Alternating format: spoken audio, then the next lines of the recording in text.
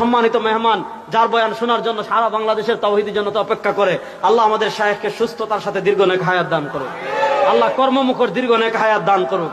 অবশ্য উনি আমাকে এতটা আদর করেন, স্নেহ করেন, এখন তো আপনারা আমাকে চিনেন যে রেজাউল করিম আবরার নানা কারণে চিনে ফেলছেন। যখন আমাকে কেউ চিনতো না তখন থেকে তিনি আমাকে আদর করেন, স্নেহ করেন, মশওয়ারা করেন, ভালোবাসেন। যখন আমাদের দেশে তো সাধারণত আমাদের বাঙালি মানুষের স্বভাব হলো বড় হলে ছোটদেরকে পাত্তা দেয় না মানুষ। যখন আমাকে কেউ চিনে না 2016-17 সালের দিকে, তখন তিনি আমাকে ডাকতেন, বিভিন্ন মাসালা নিয়ে মুযাকারা করতাম, বলতেন এইভাবে করো, এইভাবে করো, এইভাবে করো, এইভাবে করো। তো আমাকে যে কয়েকজন মানুষ টেনে, আমি তো আসলে ওয়াজের মানুষ না, যে কয়েকজন মানুষ টেনে আমাকে ওয়াজে নিয়ে আসছেন, বক্তা বানাই দিয়েছেন, তার ভিতরে অন্যতম হলেন মাওলানা হাফিজুর রহমান সিদ্দিকী কুয়াকাটা।